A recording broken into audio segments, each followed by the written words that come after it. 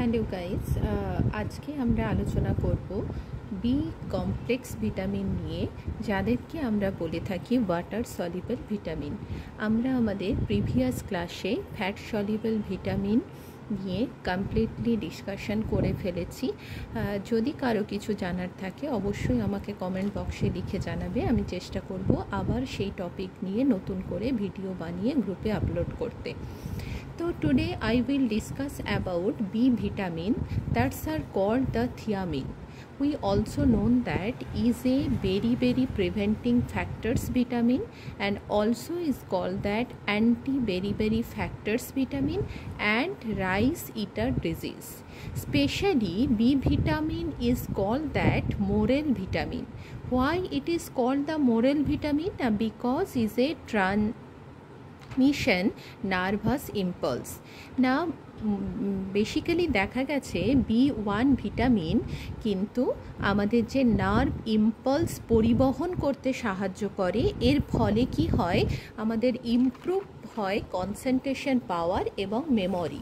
তো যারা B1 complex B1 ভিটামিনের অভাবে দীর্ঘদিন ভোগে, বা যারা শুধুমাত্র ভাতের ওপর নির্ভর করে থাকে এবং সেই ভাতটা যদি পলিশড রাইসড হয়ে থাকে, তাহলে কিন্তু তাদের ক্ষেত্রে একটা ডিসঅর্ডার দেখা দেয়, যেটাতে কিনা ব্রেনের যে মেমোরি পাওয়ার সেটা আস্তে আস্তে কমতে থাকে।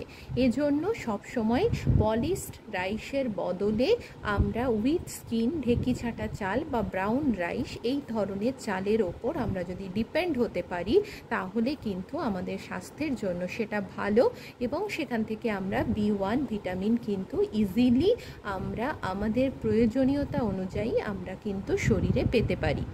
তো দেখা যাচ্ছে B1 ভিটামিন ন্যাচারালি কমার্শিয়ালি কিছু জায়গায় দেখা যায় কমার্শিয়ালি প্রডিউসড হচ্ছে, যেমন থিয়ামিন হাইড্রোক্লোরাইড, এখান থেকে ইস্ট দ্বারা কিছু কিন্তু B1 ভিটামিন কমার্শিয়ালি প্রডিউসড হচ্ছে এবং সাপ্লিমেন্টেশন হিসাবে কিন্তু সেক্ষেত্রে প্রয়োগ করা হচ্ছে। দেখা যাচ্ছে যে B1 ভিটামিন যদি আমরা কোনো খাবার থেকে পেতে পারি, সেই খাবারগুলো কি হতে পারে না, সেই খাবারগুলো যেটা প্রথমেই হবে সেটা হলো সোর্স। তো সোর্স কি হতে পারে না, সোর্স হতে পারে, আমরা বলেছি যে কোনো খাবার যখন আমরা খাবো, সেই খাবারগুলোকে আমরা আমাদের নিউট্রিশনের স্টুডেন্টরা যখন সেটা বলবে, তাদের বলার মধ্যে যেন সোর্সের 3টে ক্যাটাগরি সবসময় থাকে। একটা হলো রিচ সোর্স, একটা গুড সোর্স, একটা ফেয়ার সোর্স। তাহলে সব থেকে বেশি যারা B1 কমপ্লেক্স ভিটামিনের অভাবে ভুগছে বা B1 এর অভাবে ভুগছে, তাদের ক্ষেত্রে আমরা প্রথমেই যেটা তাদেরকে সাজেস্ট করব সেটা হলো polishing rice, dried yeast, wheat germ. আর গুড সোর্স কি না, whole cereals, wheat, oats, legumes, oil, seeds and nuts. এছাড়া millet, cereal, vegetable, fruits, milk, meat, fish, এদের মধ্যেও কিন্তু কি হচ্ছে B1 থাকছে। পলিশড রাইসের মধ্যে কিন্তু কম থাকছে, ব্রাউন রাইসের মধ্যে সব থেকে বেশি থাকছে। ঠিক আছে, তাহলে রিচ সোর্স পলিশড রাইস হবে না, সেটা হবে ব্রাউন রাইস। ব্রাউন রাইসের মধ্যে সব থেকে বেশি থাকছে। এবার দেখা যায় যে B1 আমাদের কিভাবে বডিতে কাজ করে, ফাংশন কি না, মেনলি ইজ এ কোএনজাইম হিসাবে কাজ করছে। আমাদের মেটাবলিক সিস্টেমে এটা নর্মালি কাজ করে, এবং যতগুলো B ভিটামিন আছে সকলেই কিন্তু মেটাবলিজম সিস্টেমে আমাদের হেল্প করে।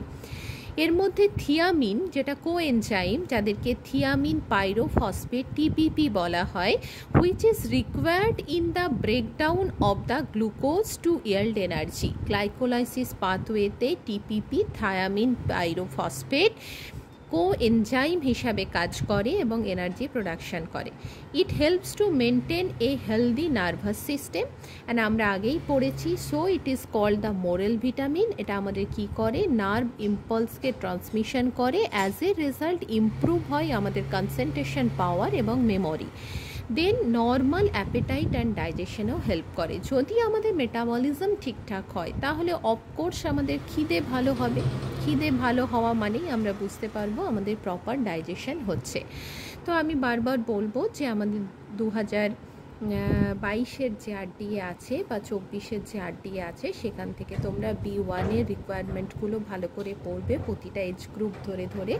এখানে আমি একটা জেনারেল আরডিএ লিখে রেখেছি। অ্যাডাল্টের 3000 কিলো ক্যালোরি পার ডে যে রিকোয়ারমেন্ট থাকে, সেখানে 1.5 mg পার ডে B1-এর রিকোয়ারমেন্ট থাকে।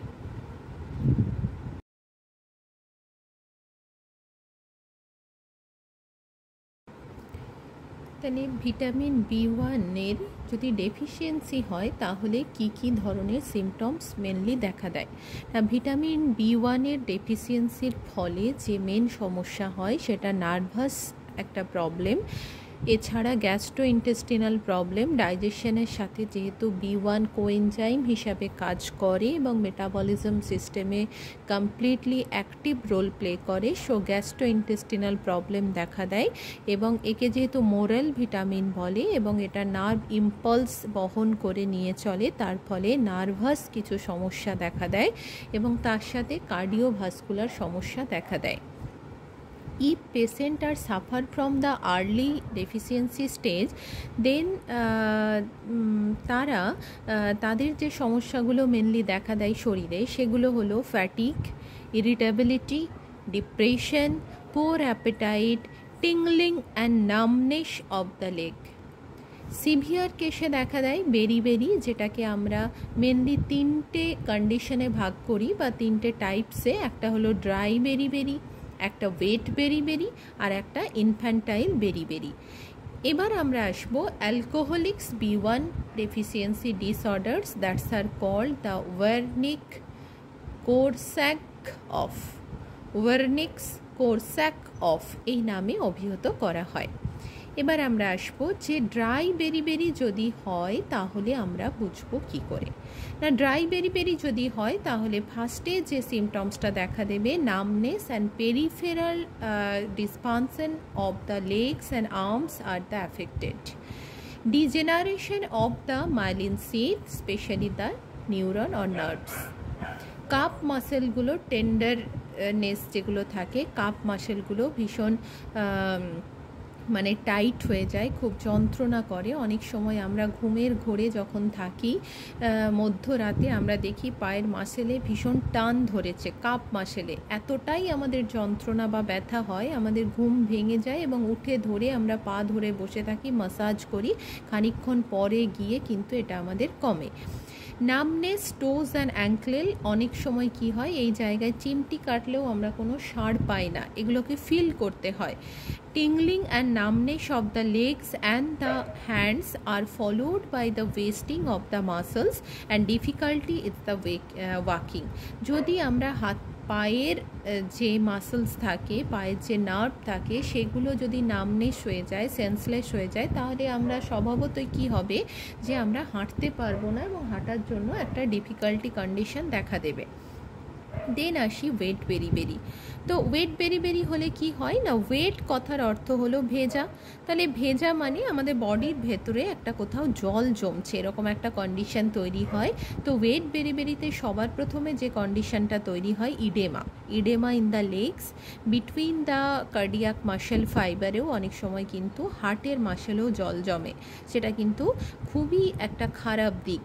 চেঞ্জেস হার্টবিট চেঞ্জ হতে থাকে, লেটার প্যালপিটেশন, ভীষণ বুক ধড়পড় করে এবং অলিগেউরিয়া, প্রচুর মাত্রায় মূত্র শরীর থেকে বেরিয়ে যায় এবং সাথে সাথে কি হয়, মানুষ অনেক সময় সেন্সলেস হয়ে যাওয়ার একটা টেন্ডেন্সি থাকে এবং উইকনেস, এগুলো তো দেখা দেয়। তার সাথে patient may be bed ridden and cardiac failure, দীর্ঘদিন যদি কেউ এরকম ধরনের সিমটমসে ভোগে তাদের ক্ষেত্রে কিন্তু কার্ডিয়াক ফেলিয়ার হওয়ারও একটা চান্স থেকে থাকে।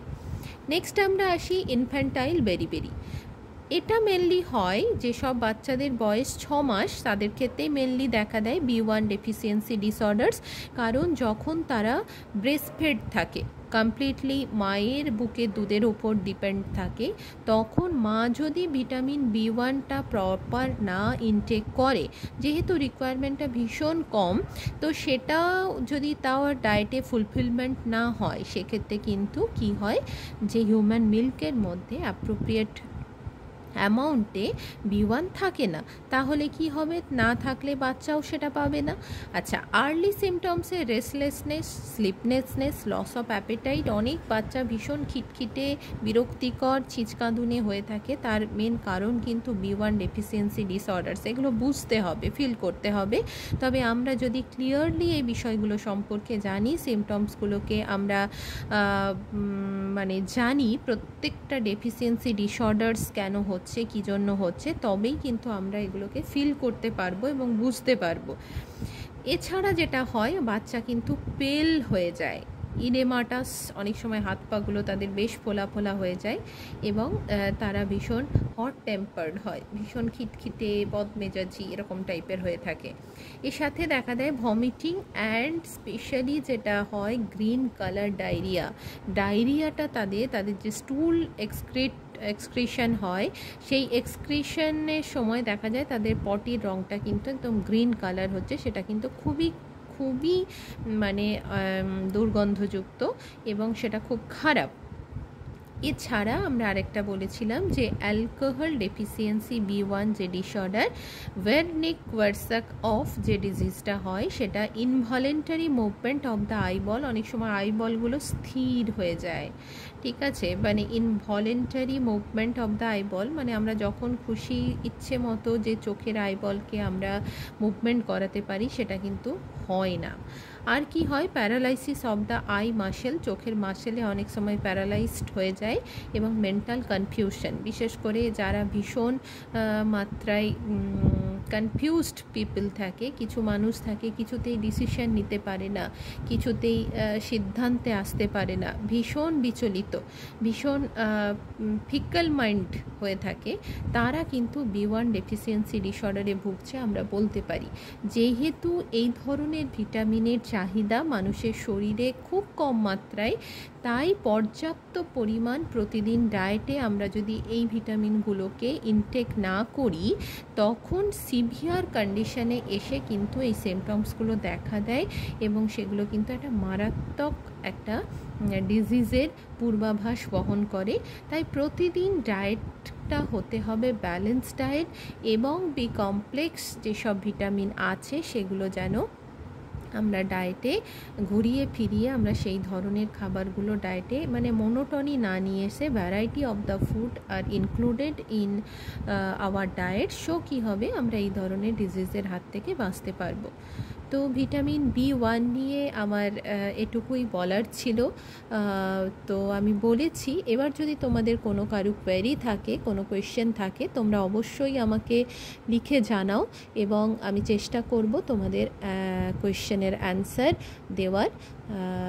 তো ঠিক আছে, আমার এই চ্যানেলের ভিডিও যদি তোমাদের ভালো লেগে থাকে তাহলে অবশ্যই তোমরা এই চ্যানেলটিকে সাবস্ক্রাইব করবে এবং আমি যখনই কোনো নতুন ভিডিও আপলোড করব তোমরা অবশ্যই সেটা জানতে পারবে এবং তোমরা সেটা দেখবে এবং উপকৃত হবে।